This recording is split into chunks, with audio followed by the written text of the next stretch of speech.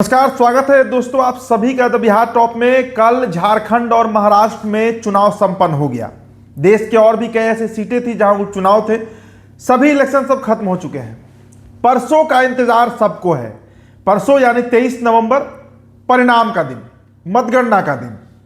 लेकिन उससे पहले जो एग्जिट पोल निकल कर सामने आया है, खासकर झारखंड की चर्चा इस वीडियो में हम करेंगे और झारखंड की उन 6 सीटों की जहां से तेजस्वी यादव की पार्टी राजद चुनाव लड़ रही है। देखिए, बिहार में जिस यात्रा पर तेजस्वी यादव निकले थे उस यात्रा को स्थगित करके बीते 20-25 दिनों से लगातार तेजस्वी यादव जो है वो झारखंड में है, बिहार से गायब है।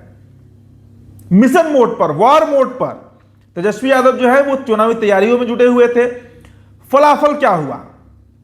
आप गोड्डा की बात कीजिए, आप इस रामपुर की बात कीजिए, कोडरमा की बात कीजिए, देवघर की बात कीजिए, जिन 6 सीटों पर राजद चुनाव लड़ रही थी वहां का क्या हाल हुआ है।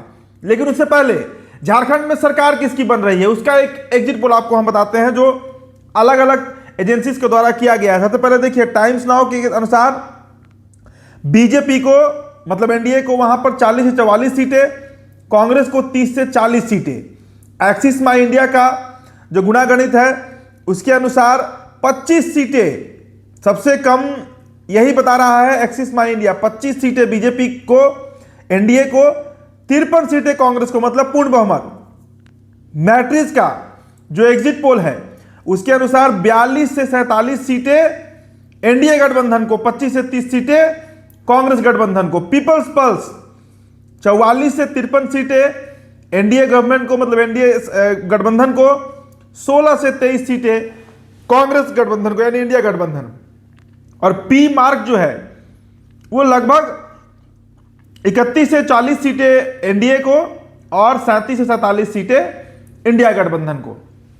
तो ये तो देखिए, ये तो हुआ झारखंड का एग्जिट पोल, मतलब झारखंड में किस पार्टी को कितनी सीटें आ रही हैं, अनुमान है। ये सर्वे कराया गया, उसके अकॉर्डिंग रिपोर्ट बताया गया है। लेकिन तेजस्वी यादव की पार्टी का क्या, उन 6 सीटों का क्या जहां से तेजस्वी के प्रत्याशी लड़ रहे थे? तो रिपोर्ट्स बता रहे हैं कि तेजस्वी यादव की जो पार्टी है वो बहुत बुरा परफॉर्मेंस इस बार रहा है तेजस्वी यादव का। देखिए, सबसे पहले तो सीट बंटवारे को लेकर ही तानातानी हो गई थी, अगर आपको याद होगा। 11 सीटों पर राजदारी हुई थी, लेकिन हेमंत सोरेन ने पहले ही अपने प्रत्याशियों का नामों का ऐलान कर दिया बिना तेजस्वी से पूछे हुए। तेजस्वी यादव मुंह ताकते रह गए थे। और फिर जब 6 सीटों पर तेजस्वी तैयार भी हो गए तो उन 6 सीटों का गुणागणित क्या है? सबसे पहले वो 6 सीट आप जान लीजिए। देखिए, देवघर से सुरेश पासवान लड़ रहे थे, गोड्डा से संजय प्रसाद यादव लड़ रहे थे, कोडरमा से सुभाष यादव लड़ रहे थे, चतरा से रश्मि प्रकाश लड़ रही थी, विश्रामपुर से नरेश प्रसाद सिंह लड़ रहे थे और हुसैनाबाद से संजय कुमार सिंह यादव लड़ रहे थे। तो चतरा सीट काफी महत्वपूर्ण रहा है क्योंकि वहां से चिराग पासवान भी चुनाव लड़ रहे थे, मतलब उनकी पार्टी लड़ रही थी। सबसे पहले हम चर्चा चतरा पर ही कर लेते हैं। देखिए, चतरा जो विधानसभा सीट है दोस्तों, वो 2 पासवानों की लड़ाई थी और उसमें चिराग पासवान ने जो वहां पर कैंपेन किया, चिराग पासवान के साथ जो एनडीए के घटक दल कैंपेन कर रहे थे, चतरा सीट पर लोजपा के प्रत्याशी, लोजपा रामविलास के प्रत्याशी को बढ़त मिलते हुए बताया गया है। इसके अलावा अगर बात करें हम कोडरमा विधानसभा की, तो कोडरमा विधानसभा में जो डिसिसिव वोटर होते हैं, हालांकि यादव बाहुल इलाका है पूरी तरीके से, यादव, मुस्लिम और पिछड़ा वर्ग के जो मतदाता है, जो वोटर्स है, उनका ही दबदबा देखने को मिलता है।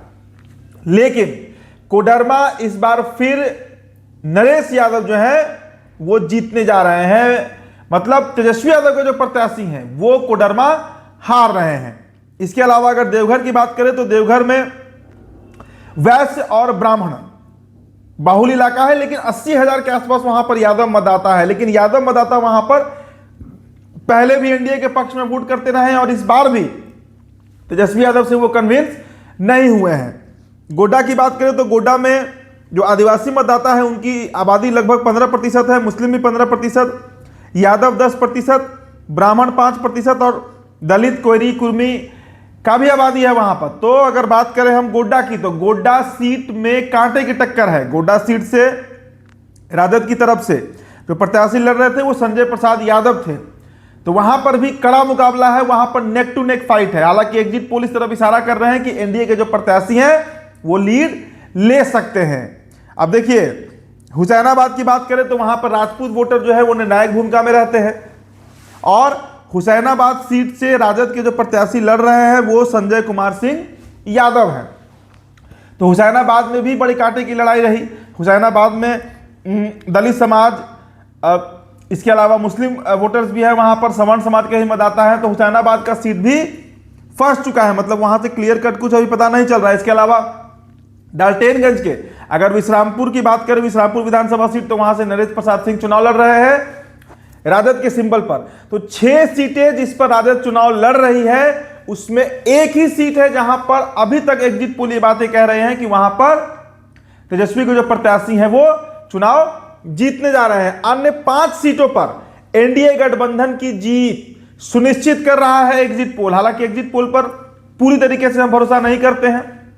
और देखिए, जो मेरा निजी अनुभव रहा झारखंड यात्रा के दौरान, उसमें भी मैंने इस बात को ये मेरा अपना निजी मत हो सकता है मैं गलत हूं, लेकिन झारखंड का जो गुणागणित है वो बिहार वाला गुणागणित नहीं है। वहां पर तेजस्वी फैक्टर काम नहीं करता है। हालांकि देखिए, यादव बाहुल्य कई सीटें ऐसी हैं वहां पर जहां पर यादव डिसिसिव वोटर है, बावजूद इसके उनका झुकान हेमंत सोरेन या फिर एनडीए की तरफ, बीजेपी की तरफ ज्यादा रहता है। तेजस्वी यादव को जो फैक्टर है, ऑलरेडी जो फैक्टर है वो बिहार भर में ही दिखता है। हालांकि परसों का इंतजार है, उसके बाद ही दृश्य क्लियर हो पाएगा। फिलहाल इस रिपोर्ट में इतना ही। मेरा नाम उदित तारन है, बहुत बहुत शुक्रिया।